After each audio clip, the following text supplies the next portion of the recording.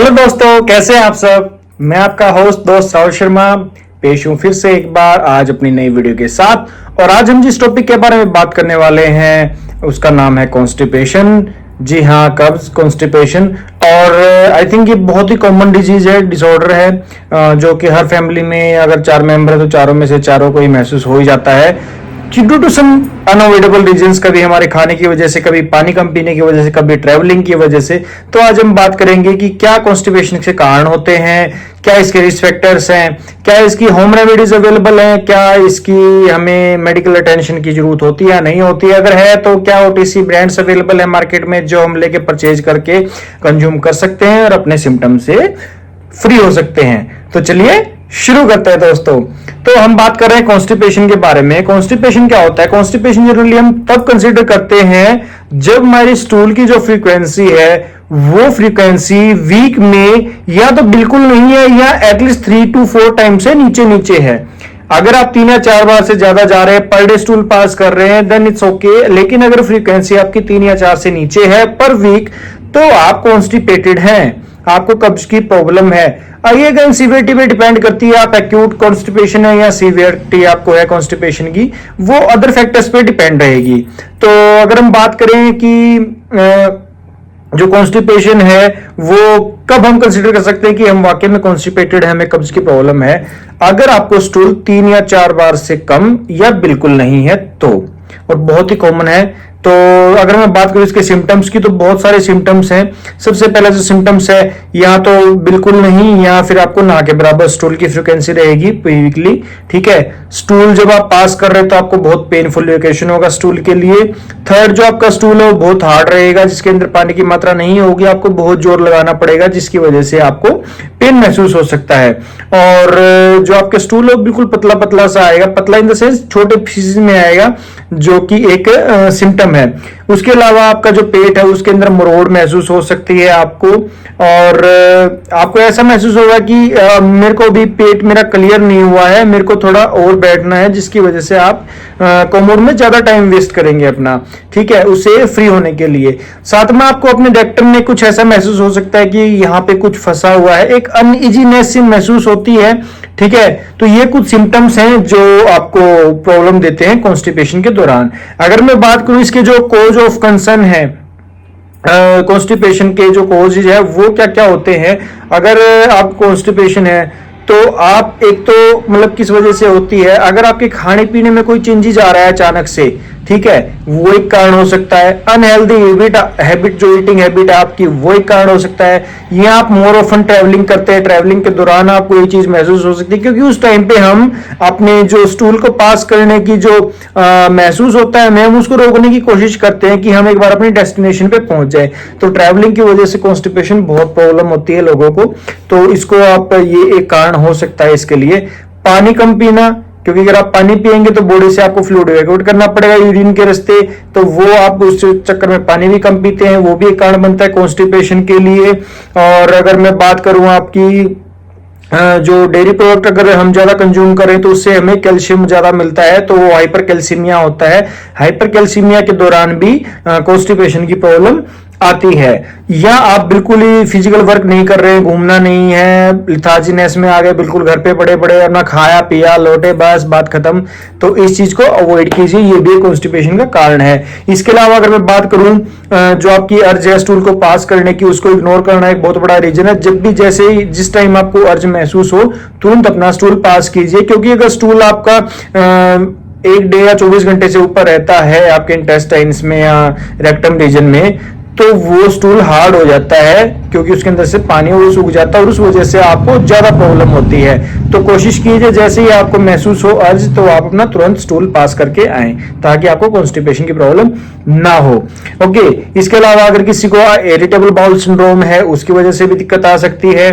किसी को अगर पार्किंसन डिजीज है, उसकी वजह से भी प्रॉब्लम हो सकती है। ये प्रेगनेंसी में खासकर कॉन्स्टिपेशन होती है लेडीज को, क्योंकि उस दौरान हार्मोन का चेंजेज होता है, बहुत सारे हार्मोन इधर उधर होते रहते हैं, तो उस दौरान भी कॉन्स्टिपेशन की प्रॉब्लम होती है। इसके लिए कुछ मेडिसिन हैं ओवर द काउंटर में, अभी आप जब हम वीडियो में आगे बढ़ेंगे तो मैं आपको बताऊंगा कौन सी मेडिकेशन है जो आप उस टाइम पे ले सकते हैं। ओके, अगर किसी को कोलन कैंसर है, रेक्टम कैंसर है, तो उस कंडीशन में भी आपको कॉन्स्टिपेशन की प्रॉब्लम हो सकती है। और अगर किसी को अंडर एक्टिव थायराइड है तो वो भी कॉन्स्टिपेशन का एक रीजन हो सकता है। आपके डाइजेस्टिव सिस्टम में कोई भी प्रॉब्लम है, उसकी वजह से आप जो खा रहे हैं, पी रहे हैं, वो पच नहीं पा रहे हैं, जो XYZ जो भी रीजन हो, लेकिन अगर आप डाइजेस्टिव ट्रैक्ट में या डाइजेस्टिव सिस्टम में कोई भी प्रॉब्लम है, उसकी वजह से आपको कॉन्स्टिपेशन की प्रॉब्लम महसूस हो सकती है। और जैसा मैंने आपको पहले बताया, हाइपरकैल्सीमिया, डेयरी प्रोडक्ट जितने आप ज्यादा कंज्यूम करोगे, हाई रिस्क पे है आपको आगे चल के कॉन्स्टिपेशन हो। वो सिर्फ एक ही कंडीशन में होगा, अगर आप फिजिकली एक्टिव नहीं है तो। ओके, तो अगर मैं बात करूं इसके जो कुछ रिस्क फैक्टर है, कौन मतलब ज्यादा प्रोन है इस चीज के कि किसको कॉन्स्टिपेशन जल्दी होगी, तो जो कोजीज हैं वो भी उसके रिस्क फैक्टर हैं एक तरह से। फॉर एग्जांपल, ओल्डर जो पेशेंट्स होते हैं उनके अंदर जो मसल लाइन होती है जो कि स्टूल की पासिंग प्रोसेस को एक्टिव करती है, तो वो जो मसल लाइन है उनकी वो वीक हो जाती है टाइम के दौरान, तो वो ज्यादा प्रोन है कि उनको कॉन्स्टिपेशन हो। वो पेशेंट ज्यादा प्रोन है जो पानी कम पीते हैं, लो फाइबर डाइट खाते हैं, ठीक है, ये आप रिस्क फैक्टर कह लीजिए, या इसके कह लीजिए कि ये बंदा प्रोन है कि इसको कॉन्स्टिपेशन आगे जाके हो सकती है। तो जो मैंने आपको कोच बताई हैं उनको आप कीजिए कोशिश कि वो चीजें रिपीट ना हो। अगर मैं बात करूं कॉन्स्टिपेशन के लिए क्या क्या होम रेमेडीज अवेलेबल है, तो बहुत सारी चीजें हैं जो आप कर सकते हैं, और सबका कारण जो कॉन्स्टिपेशन के कारण है वही आपकी होम रेमेडीज हैं। सिर्फ आपको उन रीजंस को अवॉइड करना है। तो जैसा मैंने बताया, प्लेंटी ऑफ फ्लूइड्स लीजिए, आप दबा के पानी पीजिए, जब तक आपका डॉक्टर ना बोले कि आपको इससे ऊपर पानी नहीं पीना, आप तब तक पानी पीजिए, जो कि आपकी बॉल मूवमेंट को स्ट्रेंथन करेगा, उससे आपको कॉन्स्टिपेशन की प्रॉब्लम नहीं रहेगी। अर्ली मॉर्निंग खासकर आप कोशिश कीजिए कि आप वार्म वाटर लें, ल्यूक्रेटिव वार्म वाटर लें, सॉरी, ठीक है। उससे अगर आप लेंगे, गर्म पानी आप पिएंगे, तो आपकी बॉल मूवमेंट जल्दी आएंगे और बहुत आरामदायक आपके लिए स्टूल पास करने का जो प्रोसेस है वो रहेगा। तीसरा, आप जो फल और सब्जियां हैं वो अपनी डाइट में ज्यादा लीजिए, लो फाइबर डाइट अवॉइड कीजिए, हाई फाइबर डाइट लीजिए आप, जिसकी वजह से आपको दिक्कत ना हो। योगर्ट आप ले सकते हैं इसके लिए, ठीक है।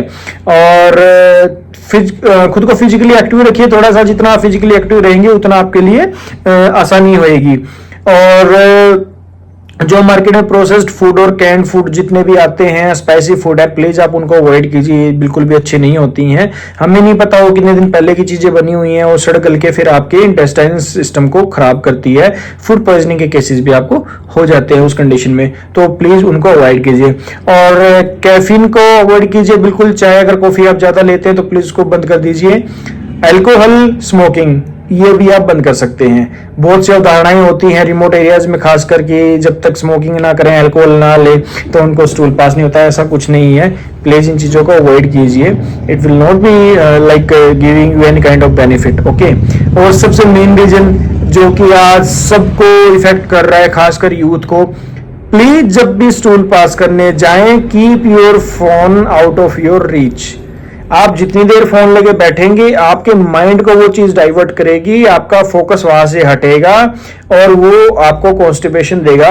एक, आप जब स्टूल पे कोमोड पे बैठ रहे हैं तो प्लीज अपने एंगल को देखिए, क्योंकि एक एंगल भी है जो डिसाइड करता है कि आप कितने इजीनेस से अपने स्टूल को पास कर सकते हैं। तो ये कुछ होम रेमेडीज हैं। अगर ये होम रेमेडीज अप्लाई करने के बाद आपको लग रहा है सिम्टम्स की सीवियरिटी में कोई भी आराम आपको महसूस नहीं हो रहा है, तो उस कंडीशन में आप अपने गैस्ट्रोएंटरोलॉजिस्ट से कंसल्ट कर सकते हैं, या कंसल्टिंग फिजिशियन से कंसल्ट कर सकते हैं।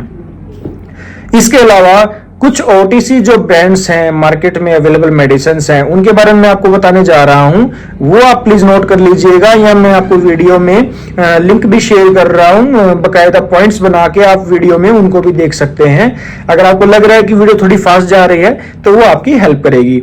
तो कुछ मेडिसिन हैं जो मैं आपको बारे में बताना चाहूंगा, कुछ लैक्सेटिव हैं, कुछ ऑस्मोटिक हैं, ठीक है। सबसे पहले जो मैं बताना चाहूंगा, टैबलेट आती है डेल्कोफ्लेक्स, बहुत ही सस्ती टैबलेट आती है, 20 कोडी इसके अंदर होता है, और ये जो आपकी इंटेस्टाइन है उसको स्क्वीज करती है, जिससे जो चीजें अंदर फंसी हुई है बाहर की तरफ जाती हैं। ओके, तो ये आपके स्टूल पास करने में बहुत इजी हो सकती हैं। दूसरा, आप लैक्सेटिव ले सकते हैं, फॉर एग्जांपल लैक्टोलूज सिरप आता है, लूज सिरप आता है, इसमें अगर मैं और ब्रांड्स की बात करूं तो डुफालेक्स सिरप आता है, ये आप ले सकते हैं। ये भी आपके स्टूल की जो कठोरपन है, हार्ड स्टूल है, उस स्टूल को सॉफ्ट करेंगे और आपको पास करने में उसको आसानी रहेगी। तीसरा, रेनिटीडिन टैबलेट है, 1 mg में आती है, बीटी डोज आप ले सकते हैं उसकी खाना खाने के बाद। अच्छा, लूज सिरप और डुफलेक्स सिरप दोनों ही डोज, या तो आप 15 ml नाइट ले सकते हैं पर डे, ओके 15 ml पानी के साथ मिला के लीजिए। लूकवार्म वाटर मिलाएंगे तो और भी अच्छा बेनिफिट रहेगा। और बिसाकोडिल टैबलेट है वो भी मैक्सिमम जो टैबलेट्स हैं आपको रात को ही लेनी सोने से पहले, ताकि सुबह जब आप उठो तो फ्रेशन अप उठो आप अपने स्टूल को पास करने के साथ साथ। और ये सीवियरिटी सिम्टम्स की धीरे धीरे जाएगी, तो इसको ज्यादा लंबा खाने से बचें। जब आपके सिम्टम्स चले जाएं तो एकदम इन चीजों को बंद ना करें। ओके, इसके अलावा एक समझ सिरप आता है मिल्क ऑफ मैग्नीशिया के साथ कॉम्बिनेशन में आता है ये मैग्नीशियम। ओके, ये जब चीज आप लेंगे तो ये भी आपके स्टूल को फ्रीक्वेंसी बढ़ाएगी और आपको एक इजीनेस रहेगी स्टूल को पास करने के लिए। इसके अलावा अल्जल सिरप आता है, रेनिटिडिन है, अपना लूज सिरप है, डोफालेक है। तो बहुत सारी चीजें हैं जो कि मार्केट में अवेलेबल है, आप इनको ट्राई कर सकते हैं। अगर ये चीजें लेने के बाद भी आपको महसूस हो रहा है कि सिम्टम्स की सीवियरिटी अभी भी नहीं आ रही, तो प्लीज अपने कंसल्टिंग फिजिशियन के पास जाइए और उनसे इस के बारे में डिस्कस कीजिए। कुछ हार्ड सिम्टम्स हैं जो बिल्कुल ही आपको नहीं आने चाहिए, लेकिन अगर वो आ जाते हैं, for example blood in your stool अगर आपको आता है या आपको बिल्कुल ही स्टूल नहीं पास किया जा रहा है, आपसे बहुत पेनफुल इक्वेशन हो रहा है, तो तुरंत आप अपने गैस्ट्रोएंटरोलॉजिस्ट को जाके कंसल्ट कीजिए इसके बारे में। ओके, मैंने कोशिश की है मैं जितनी लेवल में बात कर सकता हूं मैंने किया है। मैं जब वीडियो आपको डालूंगा तो उसके अंदर पॉइंट्स भी आपको मिलेंगे, वो आप पॉइंट्स भी देख देख के समझ सकते हैं।